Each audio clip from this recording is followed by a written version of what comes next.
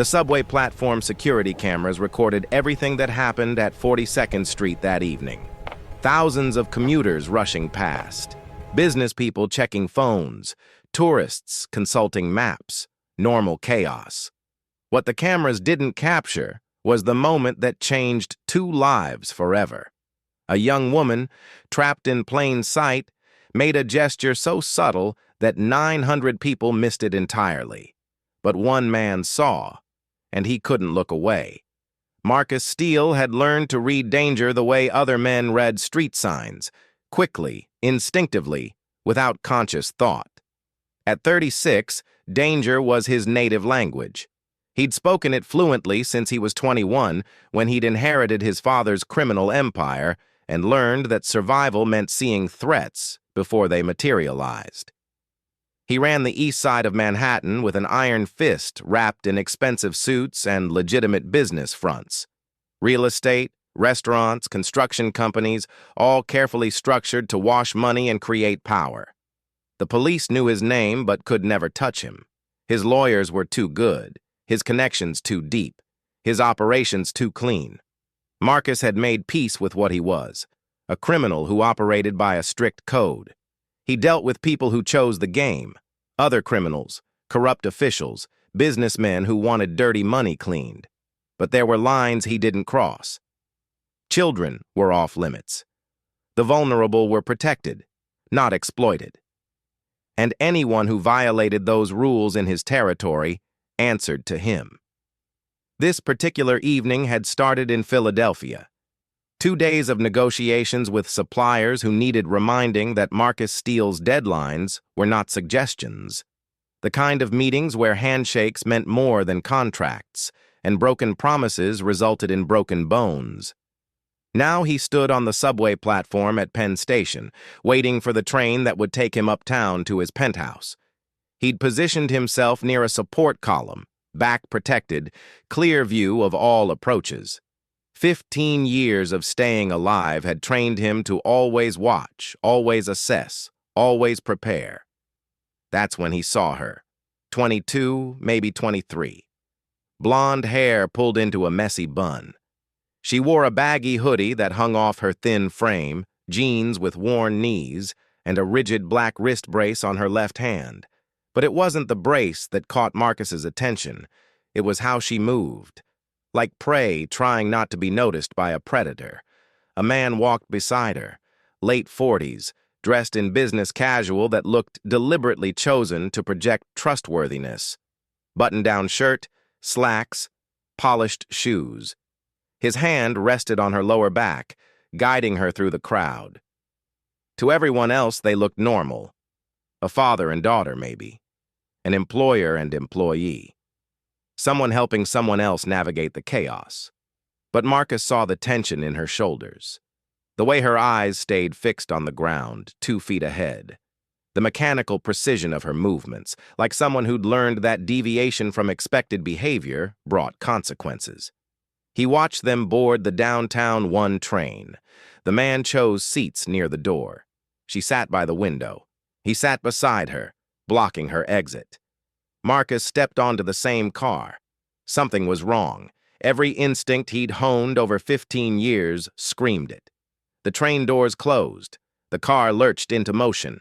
Marcus stood near the opposite door, watching their reflection in the dark window. The man pulled out his phone, scrolled with casual distraction.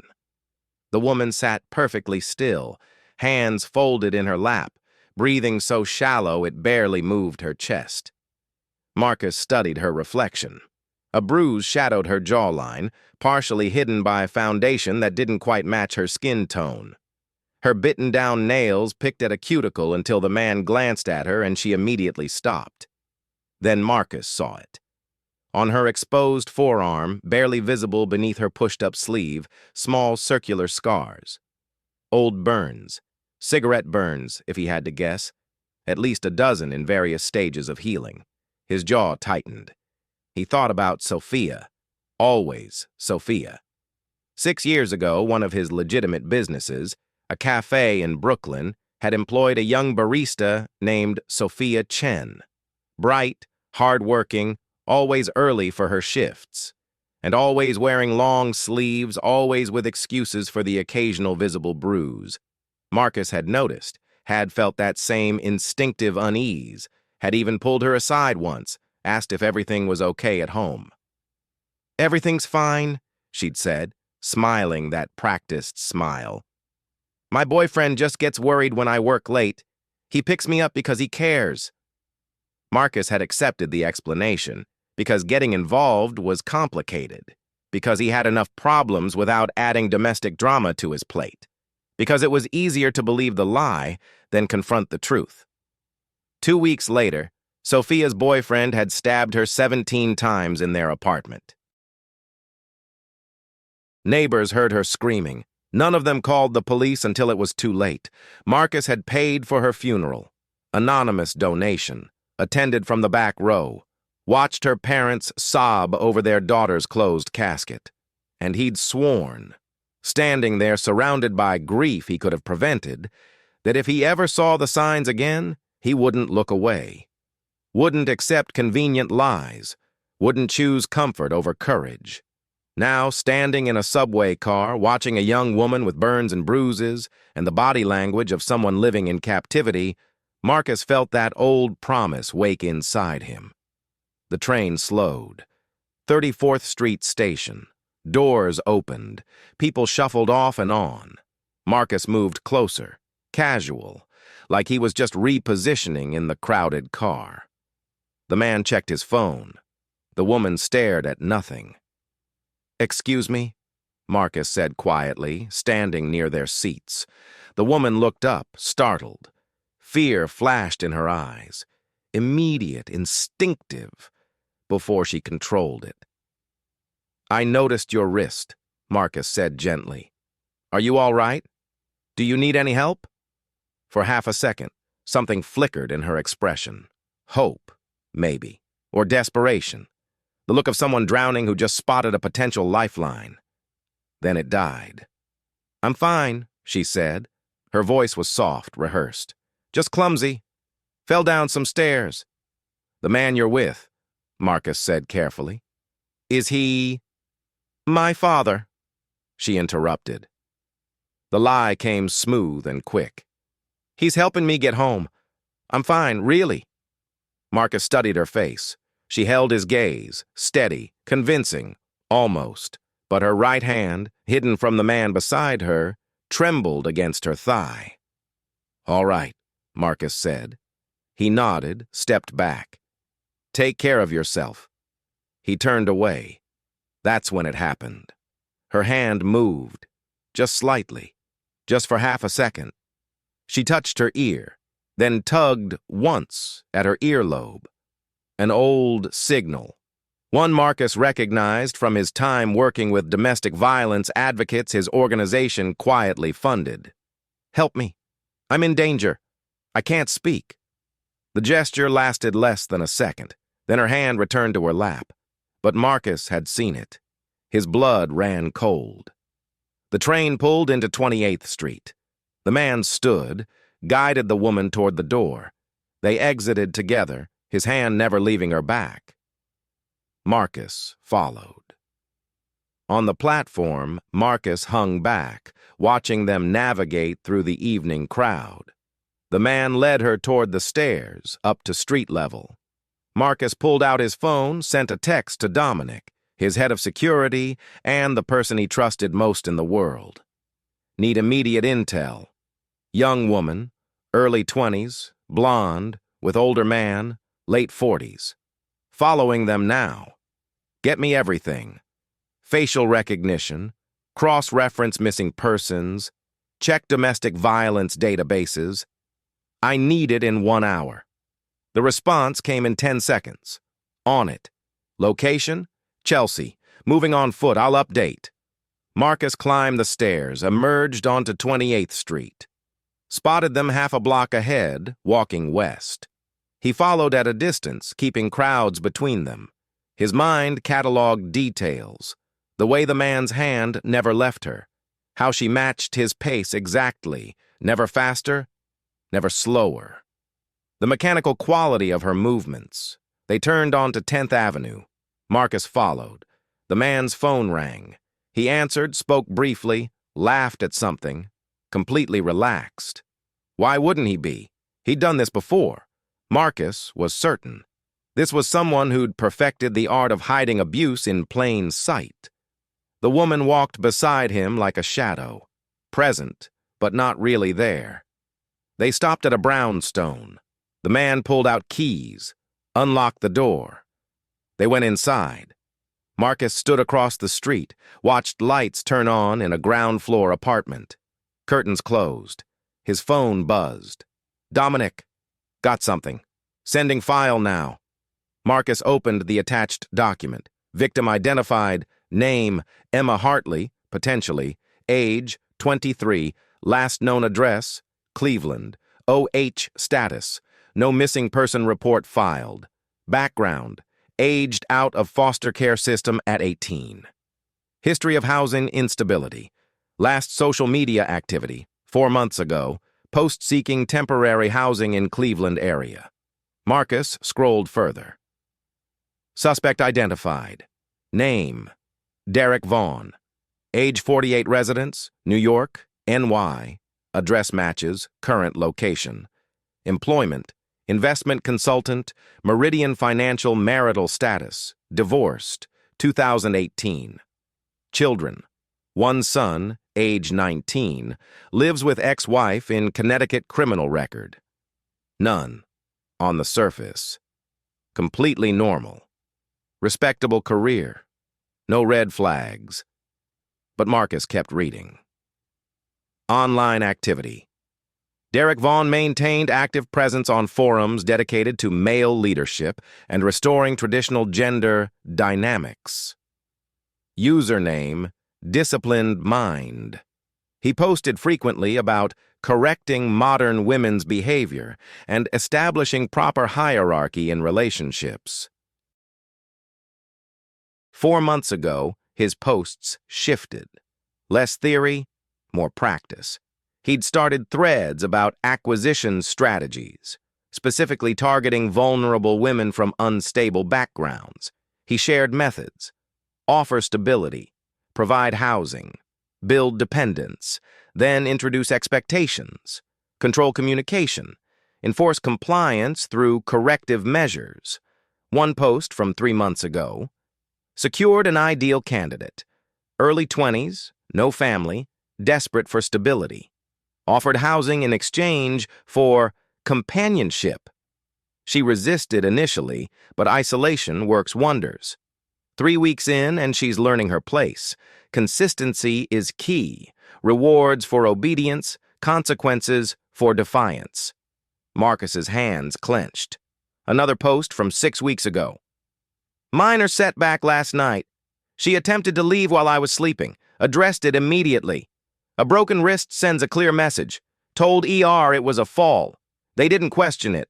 She won't try that again. The wrist brace. Not from clumsiness, from punishment. Marcus scrolled further, found references to permanent relocation, plans to move somewhere more private, excitement about isolation protocols. Derek was planning to take her somewhere remote. Somewhere escape would be impossible. The file included one more piece of information, a cached social media post from 4 months ago. A young woman's photo, blonde hair, bright smile that didn't hide the exhaustion in her eyes. The caption, "Staying with a friend in Cleveland while I figure things out. If anyone knows of jobs or permanent housing, please reach out." Below the post, a comment from an account that no longer existed. I have space available. Happy to help. No cost. Just want to pay it forward. DM me. Marcus stared at the photo. Emma, the woman he'd just seen on the subway. Younger in the photo, still carrying hope that the world might be kind. Derek Vaughn had found her when she was most vulnerable and spent 4 months breaking her. Marcus closed the file, stared at the brownstone. His phone rang. Dominic. "I'm guessing you read the file," Dominic said. "Every word. What do you want to do?" Marcus thought about Sophia, about standing at her funeral, making promises to a dead woman who couldn't hear them. "I want full surveillance on that address," Marcus said. "I want to know everyone who comes and goes. I want building blueprints, security systems, everything. And get me Claire's number." "The nonprofit director? The one who runs the safe houses?" "Yes. We're going to need a placement. Tonight." "Marcus," Dominic said carefully, "this isn't our territory. This isn't our business. Getting involved—" "I'm already involved," Marcus interrupted. "She made the signal. She asked for help. I'm not walking away." Silence on the other end. Then, "Understood. I'll have everything within the hour." "Good. And Dominic? I want 6 men ready, discreet extraction. This needs to be clean." "I'll make the arrangements." Marcus ended the call, kept watching the brownstone. Inside, Emma sat on a couch that smelled like mildew. Derek moved through the apartment, checking locks, closing curtains, establishing his controlled environment. "We'll stay in tonight," Derek said. His voice carried false warmth. "Rest up. Tomorrow we drive upstate to our new place. You'll love it, Emma. Private, quiet. Just us. No distractions. No witnesses," Emma thought. "No one to hear me scream." She nodded because nodding was safer than speaking.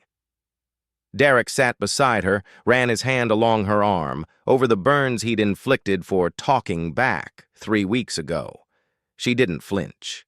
Another lesson learned, showing pain encouraged him. "You did well today," Derek said. "On the subway. Very composed. I'm proud of you." "Thank you," Emma whispered. "See? This is how it should be. When you obey, everything is perfect. When you resist—" His hand moved to her wrist brace, applied slight pressure. Pain shot up her arm. Things get difficult. Emma closed her eyes, tried not to cry. She thought about the man on the subway, the one who'd actually looked at her, really looked, not just glanced and moved on. She'd made the signal, the one she'd learned months ago from a TikTok video back when she still had a phone and freedom. Ear touch, earlobe tug, help me. But the man had walked away, just like everyone always walked away. Because getting involved was complicated. Because her situation looked normal from the outside. Because Derek was good at pretending everything was fine. Hope was worse than hopelessness. At least, hopelessness was honest. "I'm going to make dinner," Derek said. He kissed her forehead, a gesture that made her skin crawl. "You stay here. Don't go near the windows." He walked into the kitchen. Emma sat perfectly still and tried not to think about tomorrow, about the isolated house upstate, about what would happen when there was no one around to witness what he did to her. Outside, darkness fell. Marcus made calls. Pieces moved into position. At 8:30 p.m., Dominic texted, "Team ready. Building blueprints attached. Claire is standing by for placement. What's the play?" Marcus looked at the brownstone, thought about Emma inside, thought about all the ways this could go wrong. Then he thought about Sophia, about promises made at gravesides. He typed back, "We go in at 10 p.m. full extraction. No mistakes. Understood, boss." Marcus sat in his car, waiting, watching the lights in Derek's apartment. At 9:45 p.m., he got out, walked to the building. Dominic and 2 others joined him from a second vehicle. "Ready?" Dominic asked. Marcus looked at his watch. 9:58 p.m. "Let's go get her," he said. Minutes 8 to 12. Confrontation setup. Marcus stood at Derek Vaughn's door at exactly 10 p.m. He knocked. 3 firm raps, footsteps inside, approaching, cautious. "Who is it?" Derek's voice, suspicious. "Building management," Marcus said. "Water main issue? Need to check your pipes." "I didn't get any notice." "Emergency situation. Happened an hour ago. We're checking all ground floor units." Silence. Derek was thinking, weighing options. Finally, locks turned. The door opened 6 inches, chain still engaged. Derek's face appeared in the gap. His eyes met Marcus's. Recognition flickered.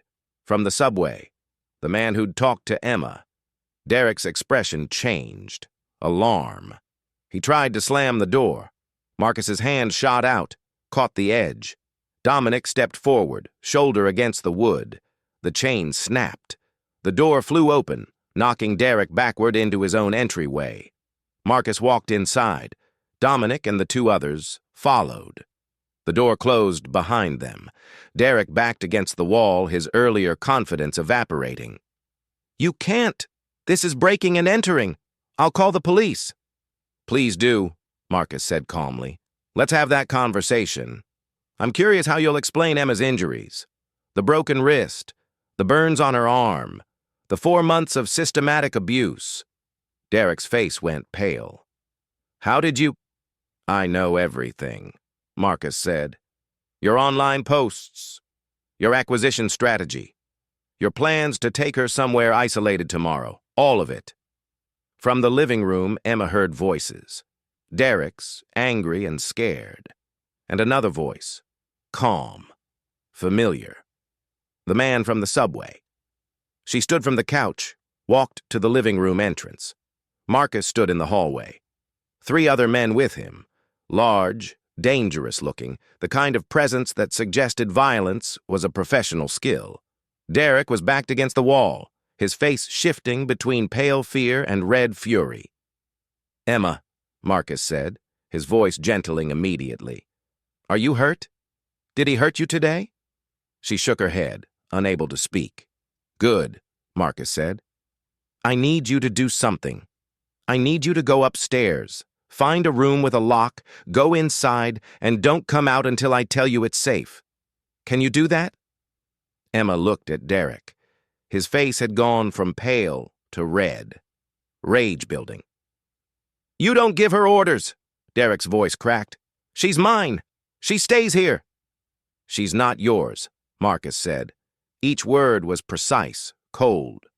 "She's never been yours. She's a person you manipulated and abused. That ends tonight." "Emma!" Derek snapped. "Get over here! Now!" For 4 months, Emma had obeyed every command. Compliance had become reflex. When Derek said move, she moved. When he said speak, she spoke. When he said submit, she submitted. But something in Marcus's eyes, in the fact that he'd actually come back, actually kept his implied promise, broke something inside her, or rebuilt something. She didn't move toward Derek.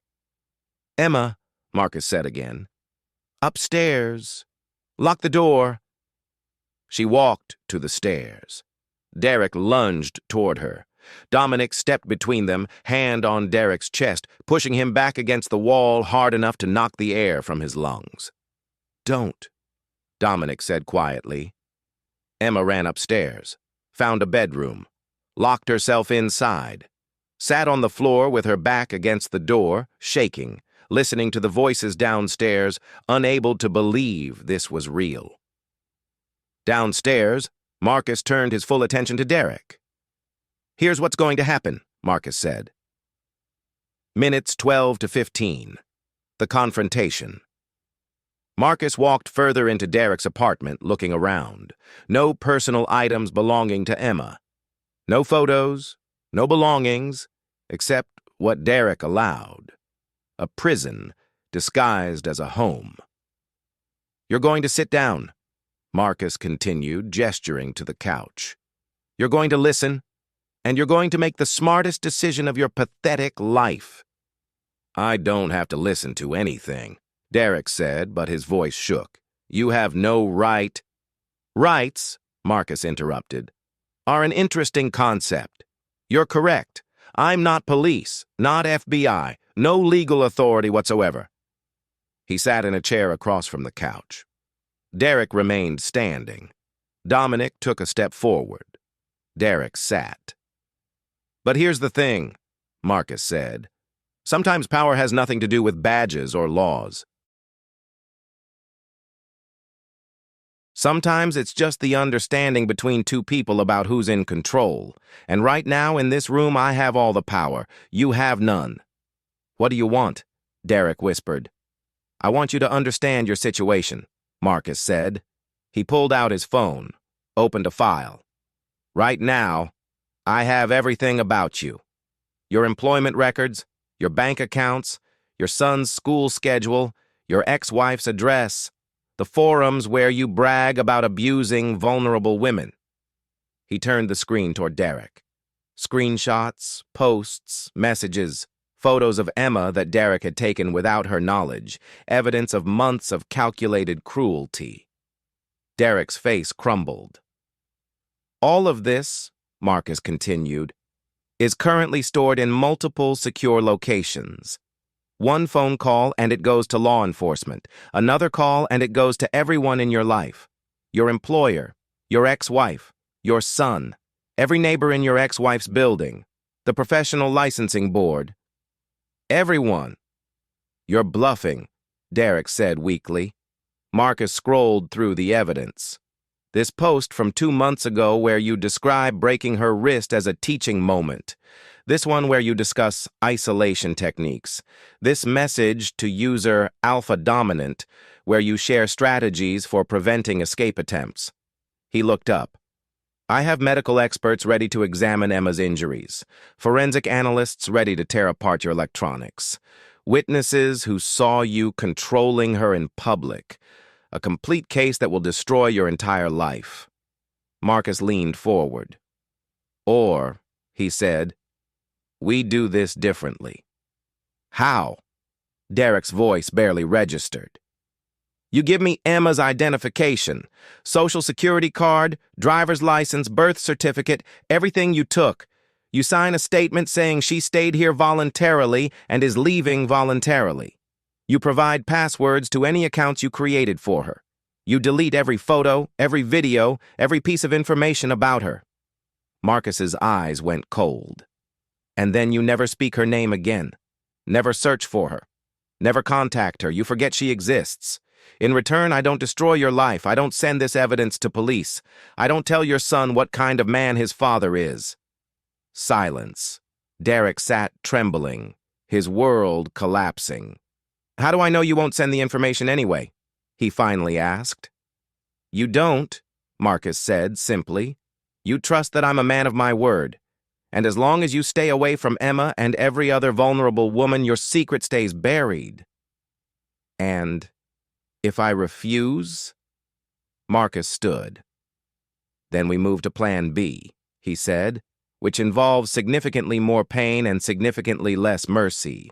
I've been civilized so far, but I employ people who specialize in other forms of persuasion.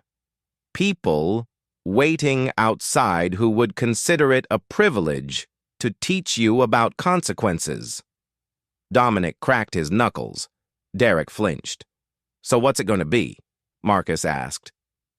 The smart choice? Or the one that ends badly for you? The fight drained from Derek's eyes. The smart choice, he whispered. I'll do what you want. Excellent, Marcus said. Dominic, make sure he finds everything. 20 minutes later, Marcus had it all. Emma's identification, documents, passwords.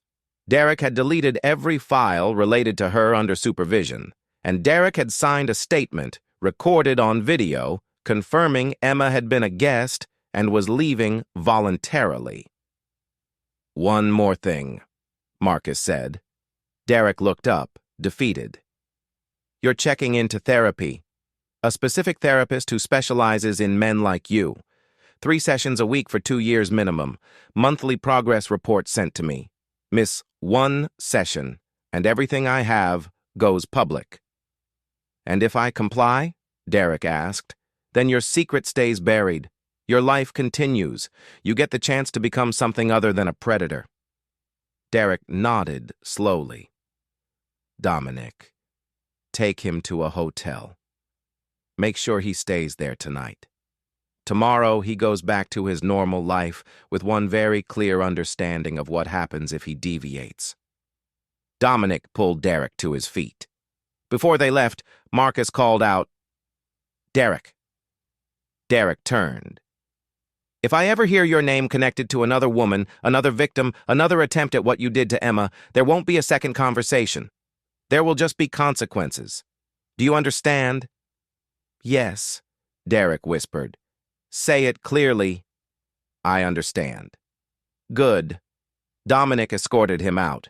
Marcus stood alone in the silent apartment, pulled out his phone, texted upstairs. "It's safe. You can come down." A minute later, he heard the lock turn, footsteps on stairs. Emma appeared, descended slowly, still wearing the wrist brace, still carrying 4 months of trauma. When she reached the bottom, she looked at Marcus with eyes that had seen too much. "Is he gone?" she asked. "He's gone," Marcus confirmed, "and he's never coming back." Emma's legs gave out. She sat on the bottom step and cried, not quiet tears, 4 months of agony pouring out in broken sobs. Marcus sat beside her, didn't touch her, didn't speak, just sat and gave her permission to fall apart. When the crying finally slowed, Emma wiped her face. "Why?" she asked, voice raw. "Why would you do this? You don't know me." "I don't need to know you deserve better," Marcus said.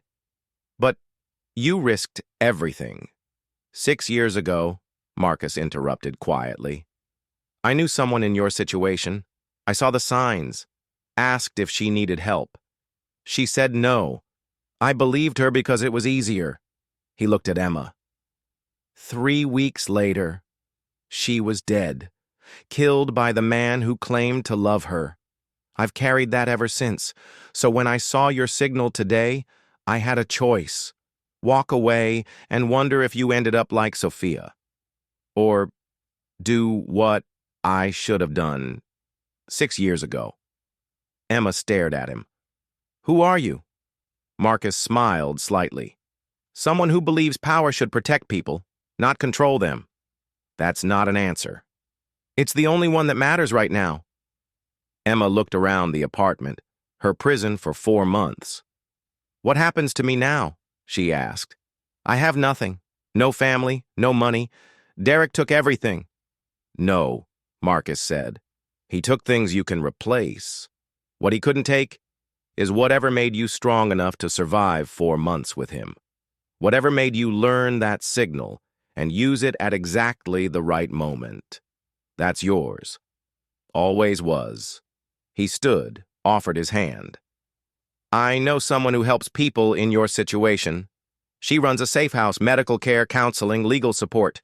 You can stay as long as you need. No cost, no expectations, just time to heal." Emma looked at his hand. "And after?" "After, you decide. What you want, where you go, who you become. But you'll have support, resources, people who care." Emma took his hand, stood. "Can I ask something?" she said. "Of course." "The signal. You knew what it meant? How?" Marcus helped her into her jacket, the only thing in the apartment that was actually hers. "I make it my business to know things that might save lives," he said. "Sometimes about enemies, sometimes about allies, sometimes about strangers on subways who need someone to see them." He opened the door. A car waited outside. A woman stood beside it, 30s, kind eyes, the posture of someone who'd survived darkness and chose to fight it. "Emma," Marcus said. "This is Rachel. She works with Claire. She'll drive you to the safe house, stay with you tonight, answer questions." Rachel smiled warmly. "Hi, Emma.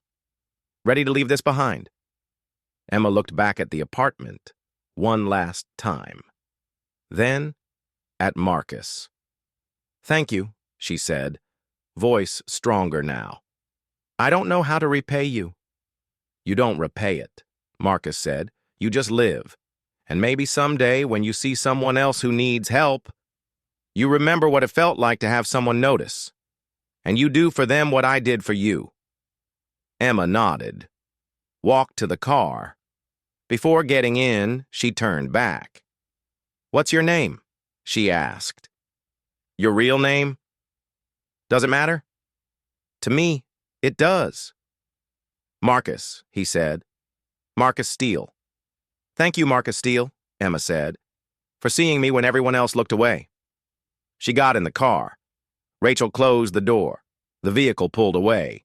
Marcus watched until the taillights disappeared, then pulled out his phone, called Dominic. "It's done. Derek is contained.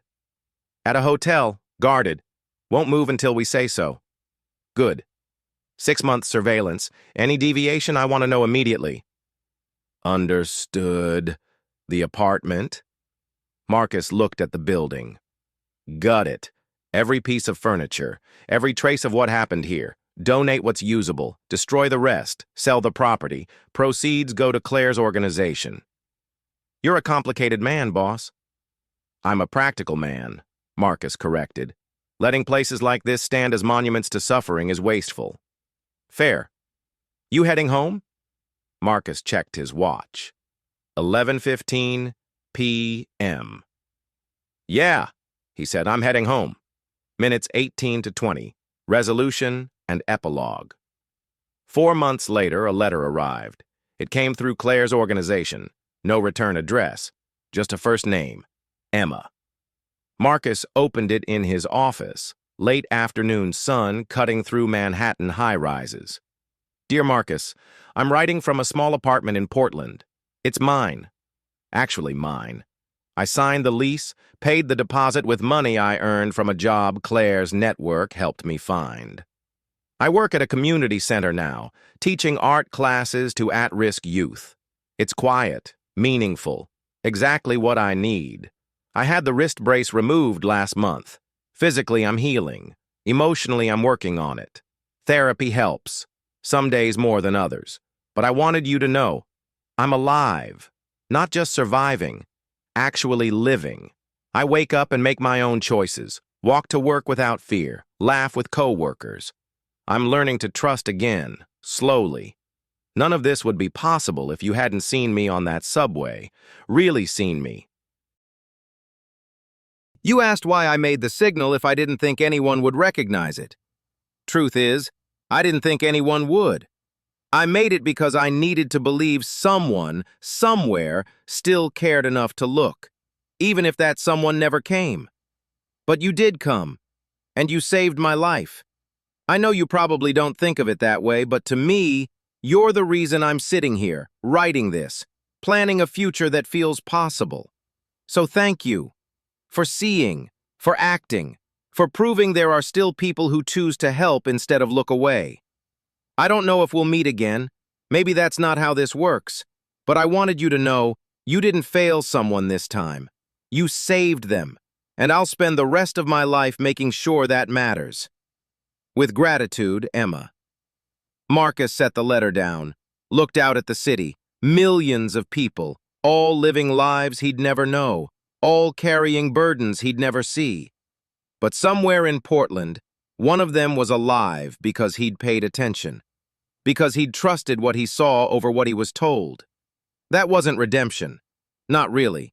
Redemption would be bringing Sophia back. But it was something, a small piece of balance in a world that tilted toward cruelty. Marcus filed the letter, locked it away, and went back to work. 2 years later, Seattle, business meeting, quick trip. Marcus walked through Pike Place Market, weaving between tourists and vendors. Someone called his name. He turned. A young woman stood there, mid-20s now, blonde hair longer, confidence in her posture, genuine smile on her face. Emma. "I thought that was you," she said. Marcus smiled. "Emma, you look well." "I am well," she said.